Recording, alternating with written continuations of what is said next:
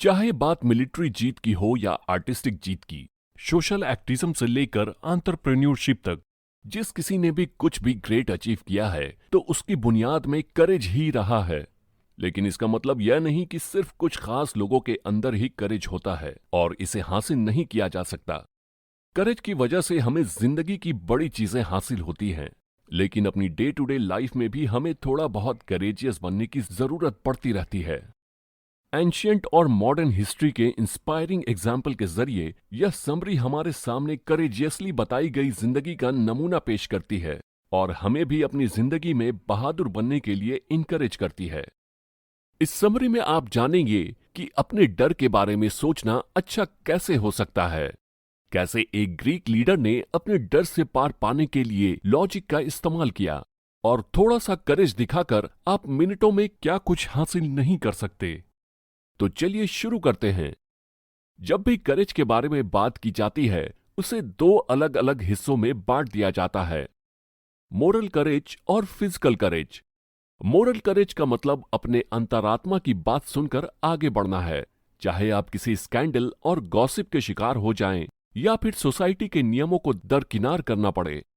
मुखबिर और सच बोलने वाले बिना नतीजा की परवाह किए अपने मन के मुताबिक चलते हैं। वहीं दूसरी तरफ फिजिकल करेज अक्सर सोल्जर्स जैसे उन लोगों के लिए होता है जो रेपुटेशन के बजाय अपनी जिंदगी दांव पर लगाते हैं। इन दोनों डेफिनेशन को पढ़कर ऐसा लगता है कि करेज को सही तरीके से ही तो डिफाइन किया गया है, लेकिन क्या सच में? हम थोड़ा सा डीप एनालाइज करें तो समझ आता है कि रिस्क लेने, खतरा उठाने को ही करेज कहते हैं। आपने हरक्यूलस के बारे में तो सुना ही होगा। एंशियंट ग्रीस के मिथ्स में लिटरली यानी शाब्दिक और फिगरेटिवली यानी अलंकारिक दोनों ही तरह से काफी फेमस इंसान हैं। आप इमेजिन कर सकते हैं कि वे अपनी डे टू डे लाइफ में कितनी जद्दोजहद करता रहा होगा। खाने जैसी जरूरी चीजों के लिए उसे जंग जैसी मुश्किलों से पार पाना रहता होगा। हरक्यूलस ने अपनी मर्जी से मेहनत वाली जिंदगी चुनी। रिस्की और आरामदायक जिंदगियों के दो ऑप्शन के बीच में उसने खूबियों वाली रिस्क की जिंदगी चुनी। यह एक करेजियस फैसला था। उसने रिस्क और स्ट्रगल चुनकर अपनी पूरी जिंदगी खूबियों के दम पर गुजार दी। जब हरक्यूलिस ने यह फैसला लिया तो वह काफी यंग थे। उस वक्त वह ग्रीस की पहाड़ियों के पास आए जहां उन्हें दो रास्ते मिले। दोनों ही रास्ते पर औरतें खड़ी थीं जो एक दूसरे से बहुत अलग थीं। एक बहुत खूबसूरत थी जिसने हरक्यूलस को आरामदायक और खुशियों भरी जिंदगी देने का वादा किया। उसने वादा किया कि अगर वह उसके मुताबिक रहता है तो अपनी जिंदगी में कभी भी मुश्किलों और दर्द का सामना नहीं करेगा। उसकी हर ख्वाहिशें पूरी की जाएंगी। लेकिन दूसरी औरत की बातें एकदम उलट थी। वह भी एक देवी ही थी, लेकिन उसके कपड़े बहुत सादे थे। उसने हरक्यूलस को आरामदायक और खुशियों भरी जिंदगी के बजाय मेहनत और मुश्किलों वाली जिंदगी का ऑफर दिया, लेकिन हर मुश्किल, हर तकलीफ के बदले उन्हें आसानी और आराम की बजाय पहचान और नाम मिलेगा।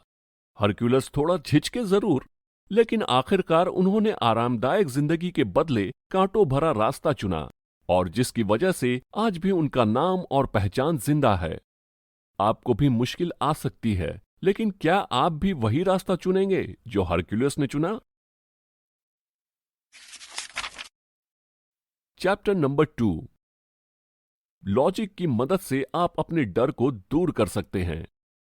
हम किस वजह से एक करेजियस इंसान नहीं बन पाते? किस वजह से हम जिंदगी भर बुज़दिल बने रहते हैं? हमारा डर। एंशियंट ग्रीस में इसे फोबोस कहा जाता था। डर हिम्मत का दुश्मन जरूर है, लेकिन यह वह चीज भी है जिसकी वजह से हिम्मती हो पाना मुमकिन होता है। करेजियस होने का मतलब यह नहीं कि हम कभी डरे ही ना, हमारी जिंदगी में कोई भी रिस्क और खतरा आए ही ना। हिम्मत का मतलब इस डर से पार पाना, खतरों को पहचान कर उनसे बाहर निकलना है। हिम्मती से हिम्मती लोगों को भी डर लगता है, लेकिन जो चीज उन्हें अलग बनाती है वह यह है कि वह अपनी डर से आगे निकल जाते हैं। लेकिन कैसे? चलिए इस सवाल का जवाब पाने के लिए भी एंशियंट ग्रीस के कॉन्टेक्स्ट पर ही चलते हैं। पेरिक्लीस शायद ग्रीक हिस्ट्री के सबसे मशहूर लीडर हैं। अपने लंबे पॉलिटिकल करियर में उन्हें शहर के ट्रूप की भी जिम्मेदारी दी गई। ऐसे ही एक मौके पर पेरिक्लीस के ऊपर जिन लोगों को लीड करने की जिम्मेदारी थी वह डर से सहम गए। उन्हें डर किसी हमले या सप्लाई के रुक जाने का नहीं, बल्कि तूफान का था। वह ट्रुप्स इसलिए डरी हुई थी क्योंकि उन्हें लगा मौसम का यह मिजाज अच्छा साइन नहीं है। लेकिन पेरिक्लीस को इस बात का कोई डर नहीं था। उन्होंने ट्रुप्स को इकट्ठा किया और 2 बड़े पत्थर लिए दोनों को आपस में जोर से भिड़ा दिया, जिससे काफी तेज आवाज आई। गड़गड़ाहट एक्सप्लेन करने के लिए पेरिक्लीस के पास साइंटिफिक नॉलेज तो नहीं थी, लेकिन फिर भी उन्होंने अपना पॉइंट क्लियर कर दिया था। यह जो आवाज थी गड़गड़ाहट नहीं, बल्कि हवाओं के आपस में टकराने की आवाज थी, जैसे पत्थर आपस में टकरा रहे थे और ट्रूप्स को इससे डरने की कोई जरूरत नहीं थी। कहने का मतलब है कि जब भी आपको डर लगे, अपने डर को डिटेल से एग्जामिन कीजिए। जब समझदारी से एनालाइज किया जाता है तो बहुत सारे डर इतने डरावने होते ही नहीं। अनजाना डर, जिसके बारे में आपको कुछ मालूम नहीं है, वह बिना वजह ही आपको डरा सकता है। इसका सॉल्यूशन यही है कि आप इसकी तह तक जाएं और इसे खत्म करें। इनमें से कुछ डर जेन्युइन हो सकते हैं, लेकिन बाकी के वही पत्थर के टकराने की तरह ही होते हैं। क्लियरिटी की कमी की वजह से हमारा डर हम पर हावी हो जाता है। जब किसी चीज के बारे में आप क्लियर होकर उसे एक दायरे में समेट लेते हैं तो उसकी आउटलाइन भी समझ जाते हैं और इससे किसी भी चीज के कितने बड़े होने का अंदाजा हो जाता है। लेकिन जब कोई चीज क्लियर ही नहीं है, उसके बारे में कुछ पता ही नहीं है, तो आप बता ही नहीं सकते कि कोई भी डर या खतरा कितना बड़ा है। जब आप स्ट्रेस में होते हैं तो आपका दिमाग किसी भी खतरे या डर को ज्यादा आंक लेता है। लेकिन इसका हल यह नहीं है कि आप अपने डर के बारे में सोचना ही छोड़ दें। दरअसल आप जितना ज्यादा इसके बारे में सोचेंगे, उतना इसके पोटेंशियल और दायरे का अंदाजा लगा सकेंगे। मतलब जो भी चीजें आपको डरावनी लगती हैं, उनसे अपनी नजरें मत फेरिए, क्योंकि इससे वह चीजें और खतरनाक लगने लगती हैं। अपने डर की आंखों में देखिए ताकि आप उसके साइज का अंदाजा लगा सकें। इसके लिए राइटर और एंटरप्रेन्योर टिम फेरिस ने एक तरीका शेयर किया, जिसे फियर सेटिंग कहते हैं। इसके तहत अपने उस डर को एग्जामिन करके लिखना होता है जो हमें हमारी जिंदगी में आगे बढ़ने से रोकते हैं। यह एक अच्छा आइडिया है और बहुत लंबे वक्त से हमारे बीच किसी न किसी रूप में मौजूद रहा है। स्टोइक्स नाम का फिलोसफर्स का एक ग्रुप एंशिएंट ग्रीस और रोम में कुछ ऐसे ही करता था। रोमन के स्टोइक्स ग्रुप के मेंबर सेनेका ने प्रीमेडिटेशन ऑफ इविल्स का कॉन्सेप्ट साझा किया था। फियर सेटिंग की तरह इसमें भी आपको उन बुरी चीजों के बारे में सोचना होता है जो आपकी जिंदगी में हो सकती है। इन डर को अपनी जिंदगी में जगह देकर आप इनके ज्यादा खौफनाक होने की पॉसिबिलिटी कम कर देते हैं। सेनेका का मानना था कि जिस झटके के लिए आप तैयार नहीं होते, वह सबसे ज्यादा नुकसान करता है। जॉन डी रॉकफेलर ने अपने फील्ड में आने वाले प्रॉब्लम्स को प्रोब करने के लिए रेगुलरली इस तरीके का इस्तेमाल किया। जैसे कि अगर इतने बड़े फाउंडेशन की नींव हिल गई तो क्या किया जाएगा। इस तरह की सोच की मदद से रॉकफेलर ने अपने आप को अलर्ट रखा और 19वीं सदी के दौरान जब भी मार्केट में प्रॉब्लम्स होती तो वह बड़ी आसानी से उसका सामना कर लेते हैं। जरूरी नहीं है कि अपने डर के बारे में सोचना आपको बिलियनियर ही बना दे, लेकिन जब आप अपने डर को अच्छे से समझते हैं तो इसका खौफ कम हो जाता है और जब भी ऐसा कोई वक्त आए तो आप उनका सामना करने के लिए तैयार रहते हैं। चैप्टर नंबर 3, छोटी छोटी कोशिशों से हिम्मत लाई जा सकती है। जब भी हम किसी करेजियस काम को इमेजिन करते हैं तो हमारे ज़हन में खतरों का सामना करते एक लंबे चौड़े वॉरियर की इमेज आ जाती है, या फिर किसी ऐसे सिटीजन की जो जालिमों के सामने झुकने से इनकार कर देता है। कभी कभी सच में करेज इतना शानदार दिखता है, लेकिन हमेशा नहीं। अक्सर छोटे और बहुत आम से काम करना भी हिम्मत होती है। अरस्तु समझते थे कि खूबियां ऐसी चीजें हैं जिन्हें हम डे बाय डे हासिल करते हैं। हम किसी काम में महारत एक दिन में नहीं बल्कि रोज थोड़ा थोड़ा करके हासिल करते हैं। वैसे ही बहादुर बनने के लिए भी हमें वक्त वक्त पर छोटे छोटे हिम्मत वाले काम करने चाहिए। हर चीज की शुरुआत छोटे से ही होती है, इसलिए आपको भी करेज के नाम पर बहुत कुछ बड़ा करने की जरूरत नहीं है। जब फ्लोरेंस नाइटिंगेल ने मेडिकल केयर में पहला कदम रखा तो वह डरी हुई थीं। 19वीं सदी की इंग्लिश वुमेन होने के नाते उनकी जिंदगी लिमिटेशंस में बंधी हुई थी। एक औरत होने के नाते नर्स का प्रोफेशन चुनना अच्छा नहीं समझा जाता था, तो उन्होंने अपने दिमाग में यह चीज आने ही नहीं दी कि वह अपने फील्ड में रेवोल्यूशन लाने वाली हैं। उन्होंने खुद से या अपनी फैमिली से यह वादा नहीं किया कि वह ब्रिटेन में सबसे ज्यादा जानी या पसंद की जाने वाली लेडी बनेंगी। इसके बजाय उन्होंने छोटी शुरुआत करनी बेहतर समझा और गर्मियों के मौसम में एक अस्पताल में काम करना शुरू किया। उसके बाद उस छोटे से लेकिन करेजियस स्टेप से चीजें धीरे धीरे आगे बढ़ने लगी। उन्होंने खुद भी लिखा है कि कभी भी प्रैक्टिकल शुरुआत करने का मौका मत खोना चाहे, वह चाहे छोटा ही क्यों ना हो। हिम्मत कॉन्फिडेंशियल शुरुआत से ब्रेवरी तक का सफर तय करती है। हालांकि यह भी जरूरी है कि आप बहुत लंबे वक्त तक छोटी छोटी चीजों के आसपास ना भटकते रहें।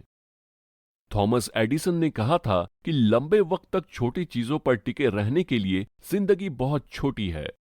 वह हमेशा मुश्किल कामों की तरफ ही जाते थे, लेकिन शायद नाइटिंगेल और एडिसन का एग्जाम्पल एक दूसरे के उलट नहीं है। अगर आपके हिम्मती कदम छोटे भी हैं, तो इसमें कोई फिक्र की बात नहीं है, लेकिन यह कदम तभी मायने रखेंगे जब सही दिशा में लिए जाएंगे। तो उसी फील्ड में हिम्मत दिखाइए जहां सच में आपकी हिम्मत मायने रखे। नाइटिंगेल ने सिर्फ एक गर्मी के मौसम के लिए काम करने से शुरुआत की थी, लेकिन वह काम उन्होंने उस फील्ड में किया था जिसमें उन्हें आगे बढ़ना था। शुरुआत जरूर छोटी कीजिए, लेकिन यह भी इंश्योर कीजिए एक रोज यह कुछ बड़ा जरूर बनेगी। एक जरूरी करेजियस कदम उठाने में शायद 1 मिनट का भी वक्त ना लगे।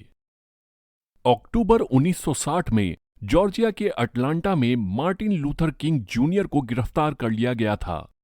उनका कसूर यह था कि उन्होंने ब्लैक होने के बावजूद शहर के एक डिपार्टमेंटल स्टोर के रेस्टोरेंट में खाना खाने की कोशिश की थी।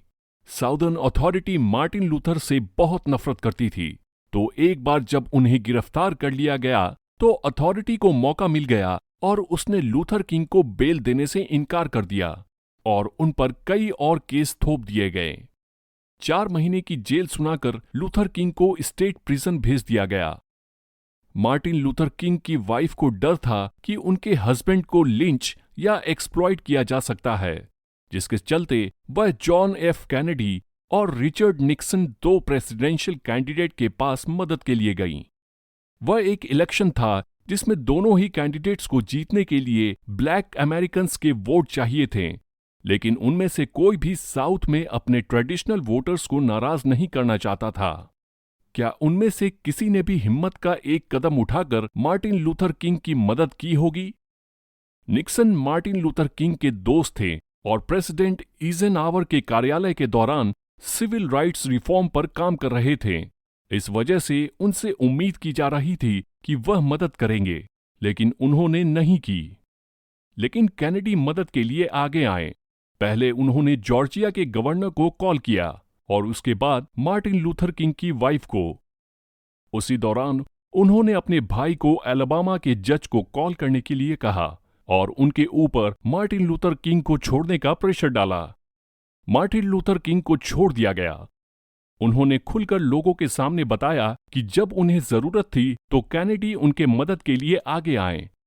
अगले ही महीने 2 इम्पार्टेड स्टेट में कैनेडी 35,000 वोट से जीत गए थे। यह सब कुछ बहुत आसान है, लेकिन हिम्मती कदम उठाने की वजह से कैनेडी इलेक्शन जीत गए। जहां एक तरफ जरूरत के वक्त निक्सन ने मार्टिन लूथर किंग का साथ छोड़ दिया था, वहीं कैनेडी ने कुछ हिम्मती और स्ट्रैटेजिक कदम उठाए, जिसकी वजह से वह अपनी जिंदगी में बहुत आगे पहुंच गए। यह कुछ फोन कॉल्स तो निक्सन भी कर सकते थे, लेकिन उन्होंने अपनी राइवल को मौका परोस कर दे दिया ताकि वह अपनी हिम्मत दिखाकर आगे बढ़ सके। कभी कभी हिम्मत का काम करने के लिए आपको 30 सेकंड और 1 मिनट का वक्त लगता है। आपको बस कोई फोन कॉल करना, कोई ईमेल भेजना होता है या फिर नहीं कहना होता है। चैप्टर नंबर 4, दूसरों के फायदे के लिए दिखाए गए करेज को हेरोइज्म कहते हैं।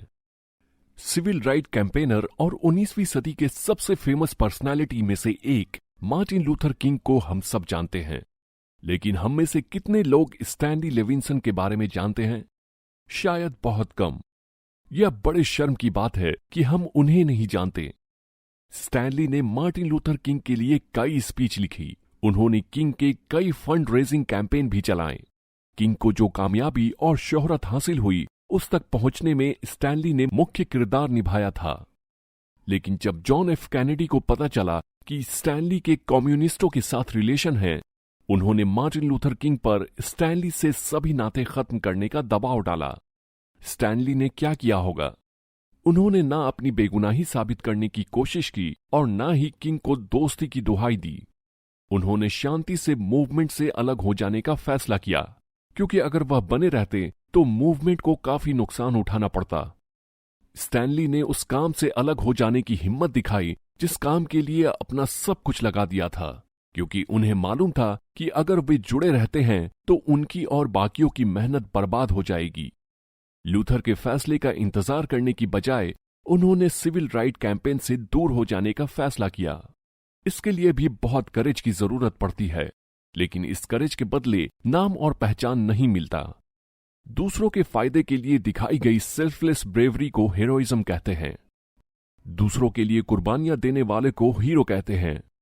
नाम पहचान कामयाबी का झंडा गाड़ने वाले माइकल जॉर्डन जैसे लोगों को हम हमेशा याद रखते हैं, लेकिन हर माइकल जॉर्डन के पीछे एक बिल कार्टराइट जरूर होता है।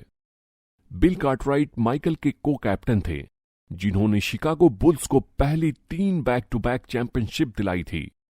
हम उस शख्स को हीरो कह सकते हैं जो अपनी टीम को बेहतर और टीममेट्स को मजबूत बनाता है।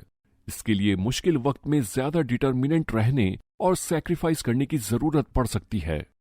अपने काम या अपनी बातों से किसी को इंस्पायर करने को भी हीरोइज्म कहते हैं, और कभी कभी तो इसके लिए अपने बेहतरीन फ्यूचर को छोड़ पीछे हट जाने की जरूरत भी पड़ती है। स्टैनली ने कुछ ऐसा ही किया था। करेज के सेल्फलेस वर्जन को ही हम हीरोइज्म कहते हैं। कुल मिलाकर करेज का मतलब खुशी खुशी मुश्किलों का सामना करना और जरूरत पड़ने पर अपनी रेपुटेशन, लाइवलीहुड को दांव पर लगाना होता है।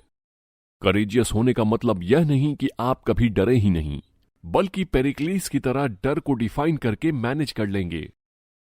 हिस्ट्री की किताबों में करेजियस होने के जो एग्जाम्पल हम देखते हैं, वह अक्सर बहुत ज्यादा ग्लोरियस और बड़े होते हैं। हकीकत में ऐसा नहीं होता, कम से कम शुरुआत में तो बिल्कुल भी नहीं। कभी सही दिशा में कुछ कदम उठाना, फोन कॉल्स या ईमेल सेंड करना भी बहुत करेजियस काम होता है। और जब दूसरों के फायदे के लिए हिम्मत दिखाई जाती है, सैक्रिफाइस किए जाते हैं, तो उसे हीरोइज्म कहते हैं। क्या करें? अक्सर जो लोग ब्रेव होते हैं, उन्हें सोसाइटी आसानी से एक्सेप्ट नहीं करती। सोक्रेटिस ने एशियंट ग्रीस में बहुत बड़ा बदलाव लाया, लेकिन उसके लिए उनकी जान ले ली गई।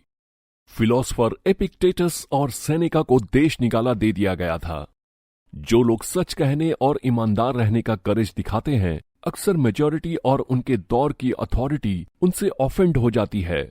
इसलिए उम्मीद मत रखिए कि हर कोई आपके करेजियस स्टेप का स्वागत करेगा। कोई भी काम अवार्ड्स या रिवॉर्ड्स के लिए मत कीजिए, कम से कम शुरुआत में तो बिल्कुल भी नहीं। शायद आपको शुरुआत में अकेलेपन का सामना करना पड़े,